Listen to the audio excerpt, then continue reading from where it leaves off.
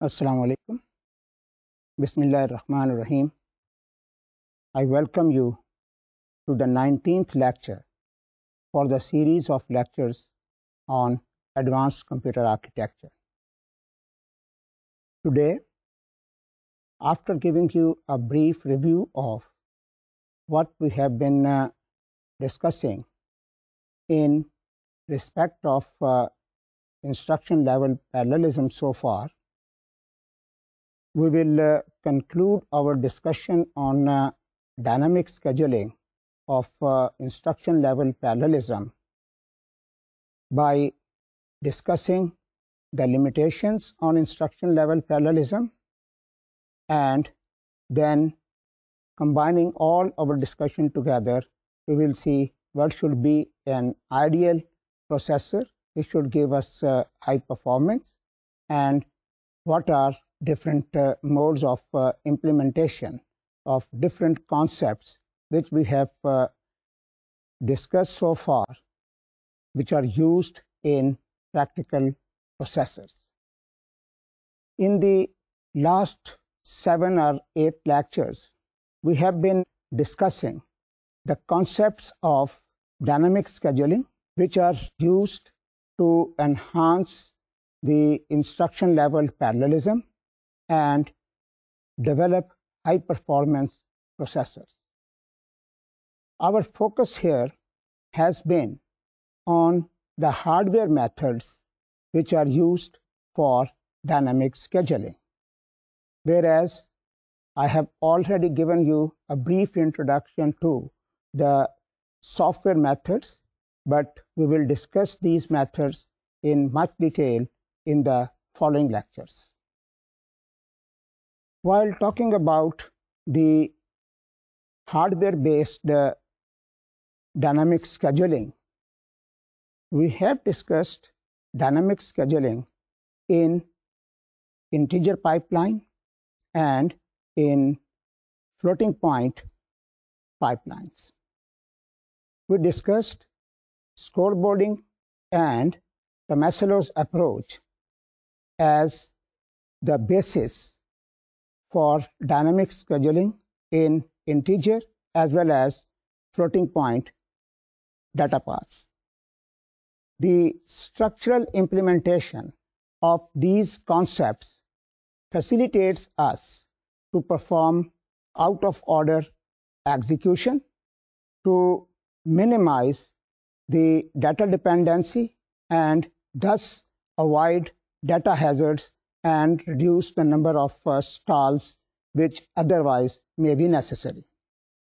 We also discussed branch prediction techniques and different types of branch predictors which are used to reduce the number of stalls to overcome the control hazards. The concepts of multiple instructions issue was also discussed in detail in the last lectures, where we said that these concepts are used to reduce the number of clock cycles per instruction, and we defined a new metric in this particular case, which is known as instructions per cycle. Last time we talked about the extension to the Tomasello's structure by including hardware-based speculation. This addition of hardware for branch prediction facilitated us to predict the branches correctly, and if the instructions are executed out of order, but before committing the instruction, we check whether our speculation was correct or not. And if the speculation found out to be correct, then we commit the instruction. Otherwise, we flush out the reorder buffer. This addition of hardware-based speculation also facilitated us to take care of the exceptional situations such as the memory hazards or such as the interrupt which may be generated either by some software means or by some hardware means. Today, we will conclude our discussion on dynamic scheduling for instruction level parallelism by introducing an ideal processor model. We will study this ideal processor model to find the limitations on instruction level parallelism, and then we will discuss the implementation of these concepts in Intel processors as example. To understand the limitations of instruction level parallelism, an ideal processor may be defined as one which does not have any artificial constraints on instruction level parallelism. The only limits in such a processor are those imposed by the actual data flow through either the registers or the memory. So, considering this, we can say that an ideal processor can be defined as one wherein all control dependencies are eliminated, and secondly, all but true data dependencies are eliminated. Now, I will talk about the elimination of control dependencies and the data dependencies one by one. Firstly, the control dependencies are eliminated by assuming that the branch and jump predictions are perfect. This means that all conditional branches and jumps, even including the indirect jumps and branches, are predicted exactly. In addition to this, the processor has a perfect speculation and an unbounded buffer of instructions for execution.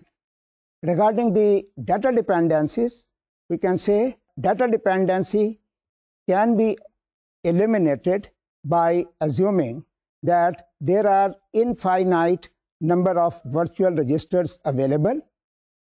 These registers facilitate register renaming, and once we have got the facilities for register renaming, this means that we can avoid write after write and write after read hazards.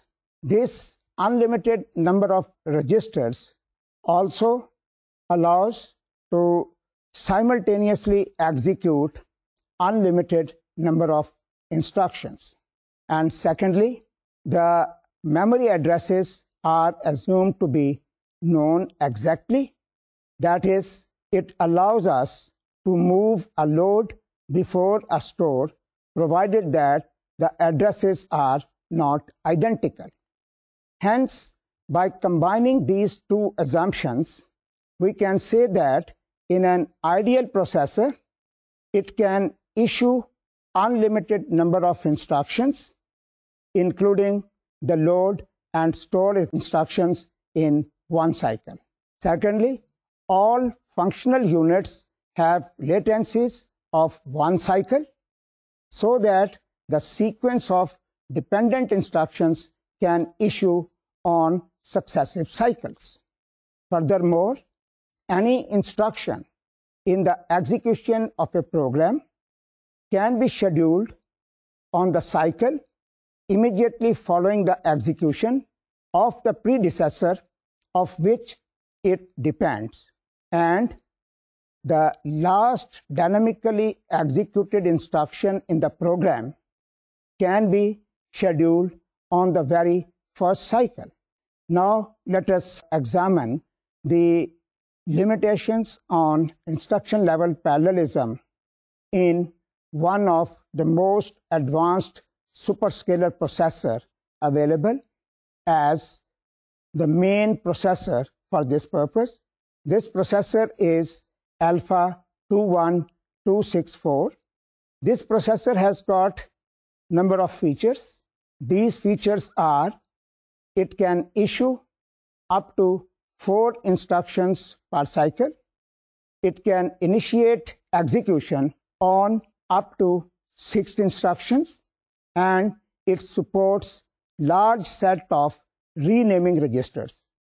This particular processor has got 41 integer registers and 41 floating point registers, and it uses large tournament type predictor. In order to examine the instruction level parallelism in this processor, we will be considering a set of 6 Spec 92 benchmarks. These benchmarks are the programs, and we assume that these benchmark programs are compiled on MIPS optimizing compiler. The features of these benchmarks are that out of these 6, 3 benchmarks, namely FPPPP, DODUC, and Tomcat V, are the floating point benchmarks, whereas the programs GCC, ES-Press-O, and LI are the integer type programs. Now let us have a look on the performance of Alpha 21264 for average amount of parallelism defined as number of instructions per cycle with the help of these graphs shown over here. Here you can see that the floating point benchmarks FPP, PP, and Tomcat V have extensive parallelism, so have high instruction issues. Whereas the floating point benchmark DODUC parallelism does not occur in simple loop as it does in FPPP and Tomcat. Furthermore, the program LI is a Lisp interpreter that has many short dependencies, so it offers lowest parallelism. Now let us discuss how the parameters which define the performance of a realizable processor are limited in instruction level parallelism. The important parameters which has to be studied are the window size and issue count, branch and jump prediction, and the finite number of registers. I will discuss these parameters one by one. Let us first of all have a discussion on to the window size and issue count. In dynamic scheduling, every pending instruction must look at every completing instruction for either of its operand. A window in an instruction level parallelism processor is defined as a set of instructions which is examined for simultaneous execution. Window start with its earliest uncompleted instruction, and the last instruction in the window determines its size. As each instruction in the window must be kept in the processor till the completion of the execution, therefore, the total window size is limited by the storage capacity, by the number of comparisons which are to be performed, and by the issue rate.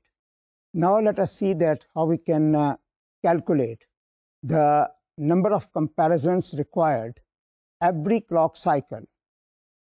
The number of comparisons required every clock cycle is equal to the product of maximum completion rate, the window size, and number of operands per instruction. So we can say that the number of comparisons can be expressed as maximum completion rate multiplied by the window size multiplied by the number of operands per instruction. Here, if we consider an example where the maximum completion rate is, say, limited to 6 instructions per cycle, and the window size is limited to 80 instructions, and if the instruction uses 2 operands, then the maximum comparisons required will be equal to 6 multiplied by 80 multiplied by 2, which results in a value of 960. In a real processor, maximum number of instructions that may issue, execute, and commit in the same clock cycle is smaller than the window size. With this much introduction to the window size and the issue count, let us now see the effect of restricting window size on the instruction issues per cycle. For this purpose, let us have a look onto this graph. Here, we assume that the instructions in the window are obtained by perfectly predicting branches and selecting instructions until the window is full. Here you can see that the amount of parallelism uncovered falls sharply with decreasing window size. As you can see over here for the benchmark GCC, when window size decreases from 2K to 512, the parallelism falls from 35 to 10 instructions per cycle, and parallelism reduces to almost 0 when window size is reduced to 4. Also note that the parallelism in the integer and the floating point program is almost similar for a specific window size. Now, with this much discussion onto the window size and issue count, let us discuss the limitations on branch prediction and jump prediction. As our ideal processor assumes that the branches can be perfectly predicted, but no real processor can achieve this. For this purpose, let us have a look on this graph, which shows the effect of realistic prediction schemes, which we have already discussed. Here you can see that this graph shows the parallelism for 5 different levels of prediction. The first level is the perfect level. It is the start of the execution, and at this stage, all the branches and jumps are perfectly predicted, and it gives highest parallelism. Second stage is the tournament-based branch predictor. At this step, where we are going to use the tournament-based branch predictor, which is using 2-bit correlating and 2-bit non-correlating predictors with a selector. The predictor buffer in this example consists of 8K entries, each consisting of 3 2-bit fields, that is total 48K bits for both the correlating and non-correlating predictors. Here you can see an extensive difference among the programs, such as you can see that the programs with the loop level parallelism, such as the program Tomcat V and FPPP, with respect of the programs without loop level parallelism, that is, the integer programs and the DUC program. Now, in the third level of branch prediction, we are considering the use of standard 2-bit predictor with the 512 2-bit entries. And at the fourth stage, we are using profile history table of the program that gives most identical results. Whereas the fifth level, which is defined here for none, it is not using any branch predictions, though the jumps are still predicted. The parallelism is largely limited to within a basic block. After having this much discussion on to the branch limitations on the branch prediction, let us talk about the effect of finite registers. An ideal processor eliminates all dependencies among the register references, assuming set of infinite physical register. To date, the Alpha 21264 processor has provided the largest number of extended registers. For example, it has got 41 integer and 41 floating point registers, as we mentioned earlier also. In addition, it also has got 32 additional integer registers and 32 additional floating point registers. We can see the performance with the help of this graph over here, which shows the effect of finite number of registers available for renaming using same 6 SPEC92 benchmarks. Here you can see that both the number of floating point registers and the number of general purpose registers are increased, although having only 32 extra floating point and 32 extra general purpose registers has a significant impact on the program, but the effect is more dramatic on the floating point programs, such as the program FPPP and the program Tomcat B. Whereas the instruction issue increases from 10 to 45 instructions per cycle, when registers increases from 32 to 128. Continuing our discussion onto the finite registers effect, you can note here that the reduction in available parallelism is significant when fewer than an unbounded number of renaming registers, in this example less than 32, are available.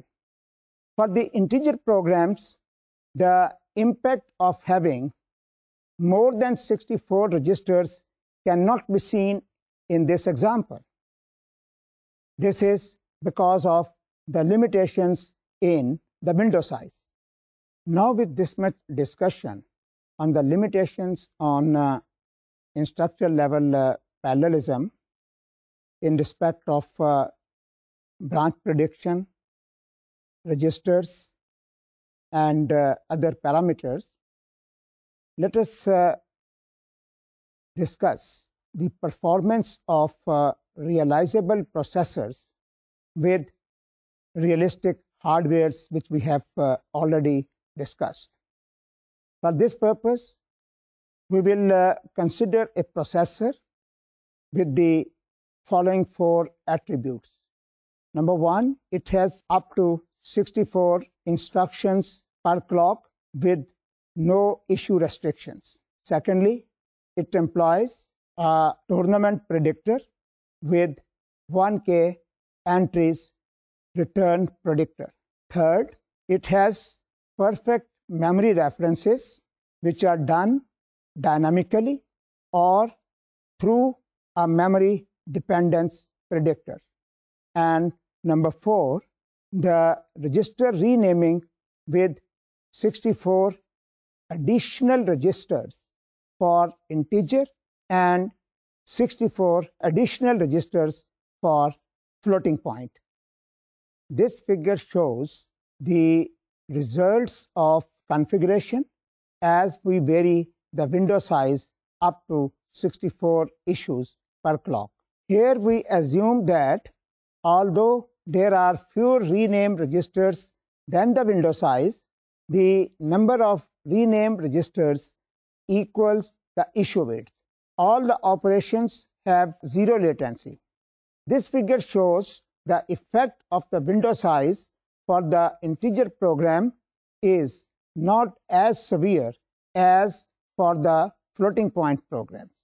Now, this thing we have discussed basically what are the limitations and what are the restrictions which may exist in order to design a real-time processor. Now, in order to conclude our all discussion, which we have done so far from the last 7 lectures, we will put all these discussions together and discuss the design features of the Intel P6 microarchitecture. The Intel P6 microarchitecture forms the basis for the Pentium Pro, Pentium 2, and Pentium 3. These 3 processors differ in clock rate, cache architecture, and memory interface. The Pentium Pro processor uses specialized cache static RAM integrated into the multi-module chip, whereas in Pentium 2, standard SRAM is used as cache. In Pentium 3, there is either on-chip 256K level 2 cache or off-chip 512K cache. Here, before going into the details of what is the level 1 and level 2 cache, I would like to mention that we will discuss this thing in details when we will discuss the design of cache and cache memory hierarchy. However, the P6 microarchitecture is dynamically scheduled processor that translates each of the 32 instructions to a series of micro operations that are executed by the pipeline. The maximum number of micro operations that may be generated per clock cycle is 6, with 4 allocated to the first 32 instructions.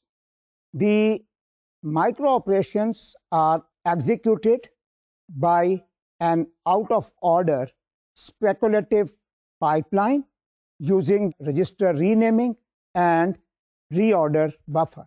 Now, after this much introduction to the P6 architecture, let us have a look onto the performance of Pentium Pro. The Pentium Pro has the smallest set of primary caches among the P6 based microprocessors. It has high bandwidth interface to the secondary caches. We will talk about the caches and their bandwidth for P6 micro architecture in details when we will talk about the memory systems and memory hierarchy. However, now let us discuss the branch prediction performance and the speculation cost for P6 microarchitecture. The branch target addresses are predicted with the 512 branch target buffers. If the branch target buffer does not hit, a static prediction is used, whereas backward branches are predicted taken and have a one-cycle penalty if correctly predicted. Forward branches are predicted not taken and have no penalty if correctly predicted. The branch misprediction have both a direct performance penalty, which is between 10 and 15 cycles. Also, indirect penalty is there due to the overhead of incorrectly speculated instructions, which is essentially impossible to measure. Now let us have a look onto this graph, which shows the fraction of branches mispredicted either because of branch target buffer misses or because of incorrect predictions.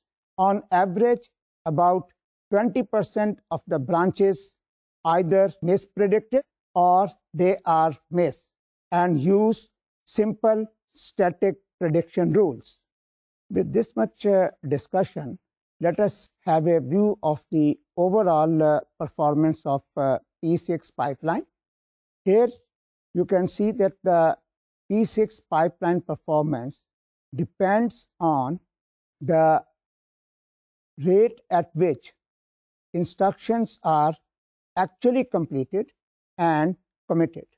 Here you can see the fraction of time for 0, 1, 2, or 3 micro operations being committed. On the average, 1 micro operation commits per cycle. This figure further shows that 23% of the time 3 micro operations commit in a cycle.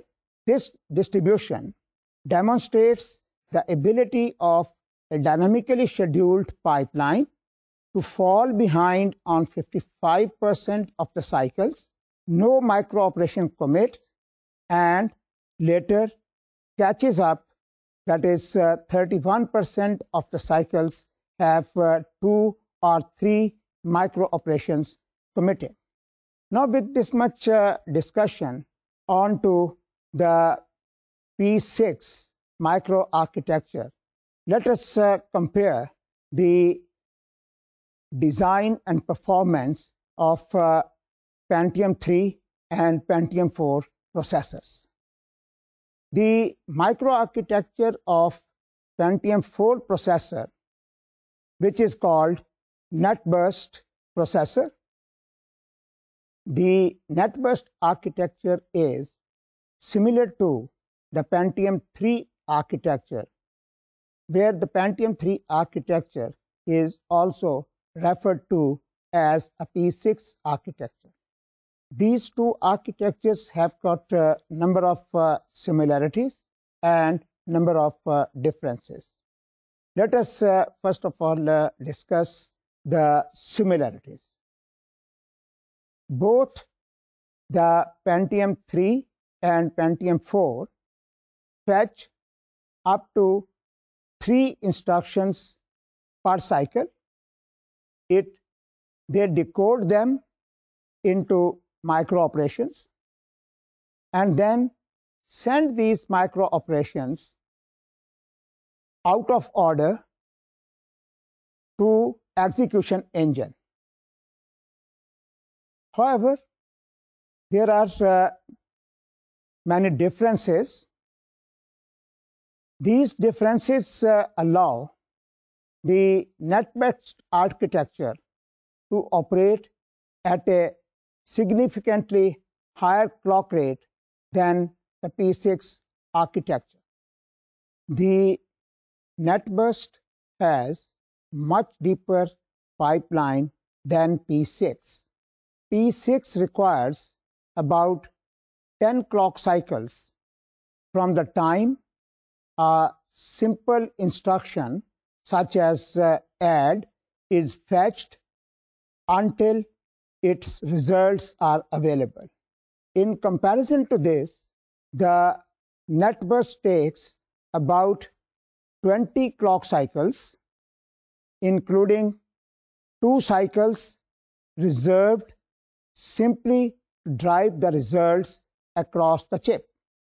So this shows that the effect of the deeper pipe of Pentium 4 is that it requires 20 clock cycles to complete the execution and provide the final result. As you can see over here that the other difference between the net burst and P6 microarchitecture is that the net burst uses register renaming like it uses in Alpha 21264 processor, whereas the P6 architecture uses reorder buffer. The use of register renaming allows much more outstanding results.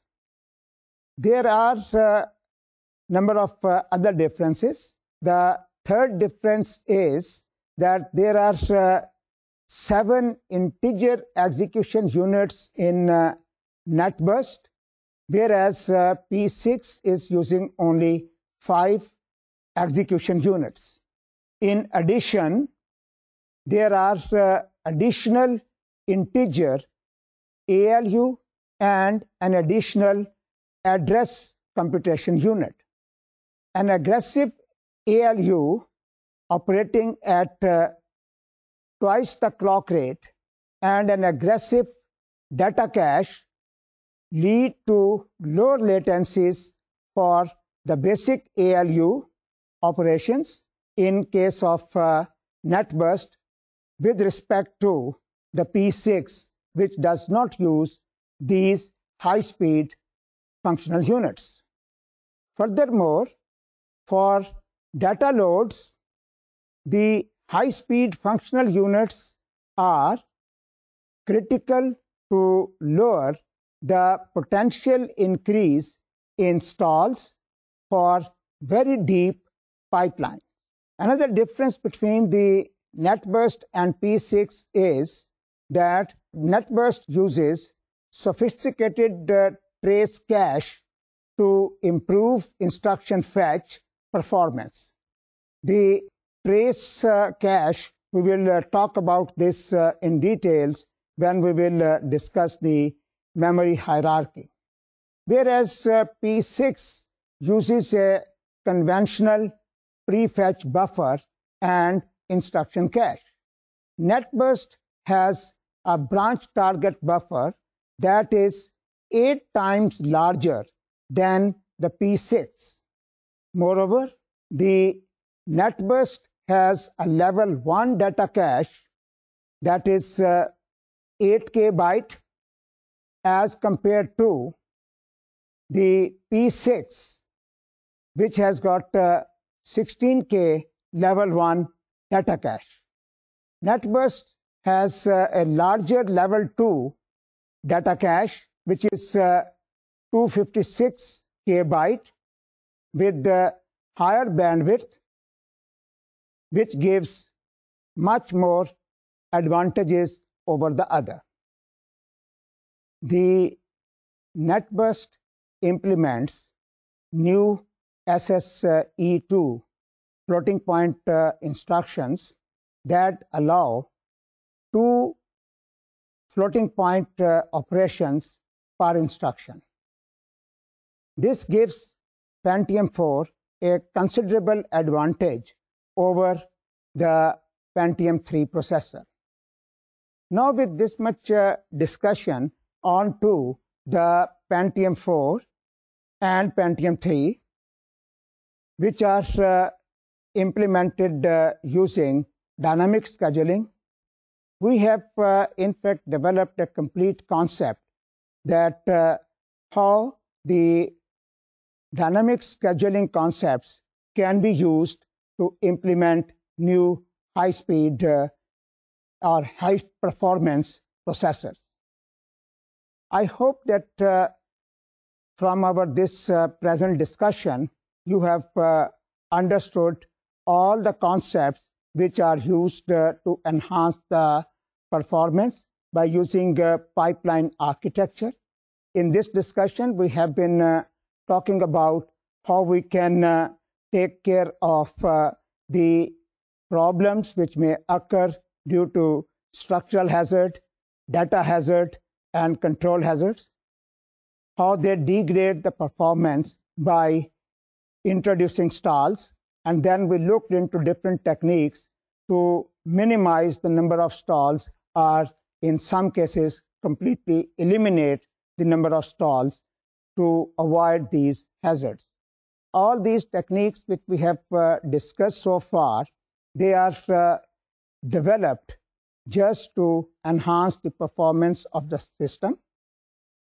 Here, I would like that you please go through your book as well as through the class notes to have some practice of solving certain real-time questions. This will give you a better deep insight into the concepts of dynamic scheduling. From next time, we will be starting with the instruction level parallelism by using software techniques. Till then, I say you Allah Hafiz.